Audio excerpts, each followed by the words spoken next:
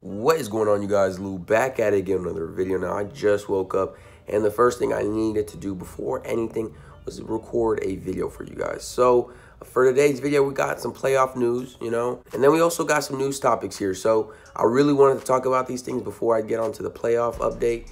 And let's talk about this. So Dennis Schroeder has unfollowed the Hawks on all social media platforms. It's childish, yo. That's all I gotta say. If I was on an NBA team, right, and I started having problems with my team and things just started to get kind of rocky and things just kind of go left a little bit, I'm going to let them know. We're going to talk about this behind closed doors and not make a whole big deal about it, because obviously he is trying to make a statement to all the fans and the people in general who, want to know anything about this, the nosy people, right? That's what he did this for. He unfollowed them because he knew people were going to notice that. And honestly, to me, that's childish. A lot of players have done it. He's not the first, but I just don't personally. I don't rock with that. That's not how I rock. But if he really want to unfollow him, go ahead. That's his privilege. That's his account. He can do whatever he pleases. But in reality, I hope that everything with him and the Hawks goes well. The Hawks are in a bad situation right now. And honestly, they got the 3rd pick in the draft. We're going to be talking more about the lottery in a little bit, but I did want to mention that. So things could possibly get better. They got a couple guys that are not too bad. They got a lot to work on right now at this point. But, Dennis Schroeder, hopefully Dennis Schroeder rocks with the process. So the 76ers are interested in trading for Kawhi Leonard. Who's not, all right? Now, the reason why this is a little more significant is because Leonard has a great relationship with the head coach of the 76ers, Brett Brown. And if you guys do not know, he was an assistant for the Spurs before he came to this coaching job. And honestly, how does it sound? I mean, essentially, if you put them all on the same team, it's gonna be some good stuff. All right, for sure. But I just still do not want Kawhi Leonard to leave this team. I do not want Kawhi Leonard to leave the Spurs at all, okay? I want him to stay there, and I want him to continue. Now, he has made statements before that he wants to stay a Spur for the rest of his career. Hopefully, the Spurs realize that and let him stay and do not decide to trade him. But it's really on what they know versus what we know, because we don't know the whole story. We don't know everything that's going down and all the facts. The Spurs do. So the draft lottery was yesterday. Now every team is in order on what pick they're going to be. So I'm just going to read off a couple, and I'm going to just name off significant things that I'm thinking about these things. So the first pick is the Phoenix Suns. The 2nd is Sacramento. 3rd is Atlanta. 4th is Memphis. 5th is Dallas. 6th is Orlando. 7 is Chicago. 8 is Cleveland from the Brooklyn pick. 9 is New York. Philly is 10 with the Lakers pick. 11 is Charlotte. 12 is the Clippers from the Detroit pick. And 13 is the Clippers again. Now, there's probably more picks here, but I just wanted to stop at 13. Now, what are my overall thoughts about this?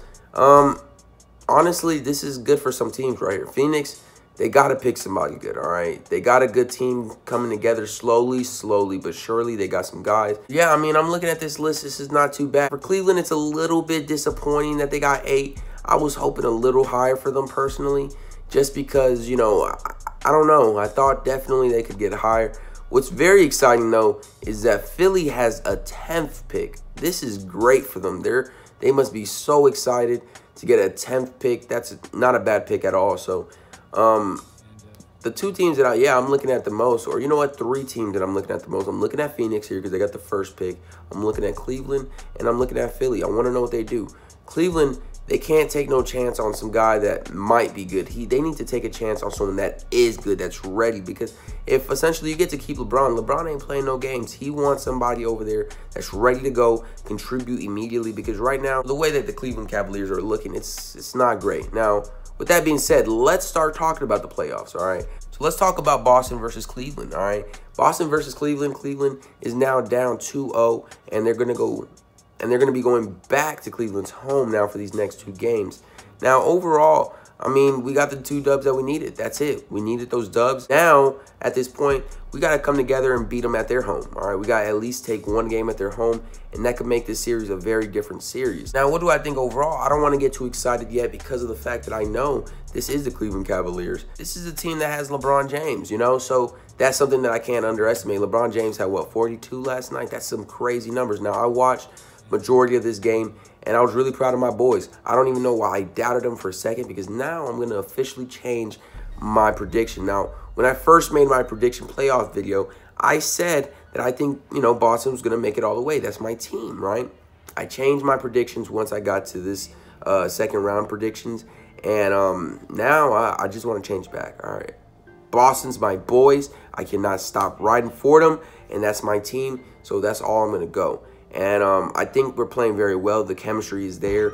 The hunger is there. We want it more than the Cleveland Cavaliers want it. So I think as long as we keep playing with that momentum and that energy, there's just no way they're going to hold us. Well, as for the Houston Rockets and the Golden State Warriors, we're going to see how the second game goes tonight, honestly.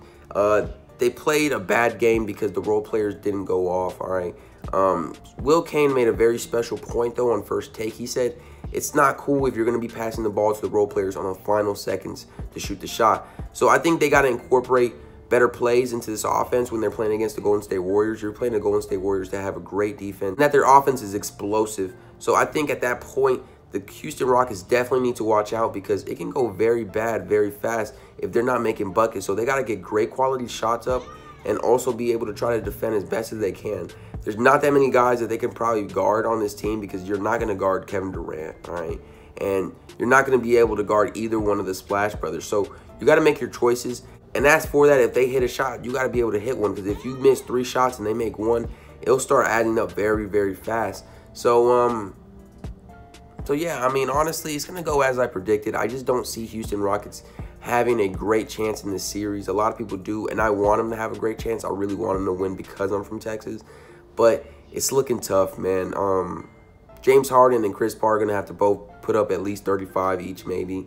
And then the role players got to do better at least. I get it that they were giving shots that they weren't supposed to grab, but they still got to get some points. Getting 0 points, it ain't going to work, all right? So tell me what you guys think down below in the comments. And if you guys enjoyed this video, please like and subscribe for more. I'm out.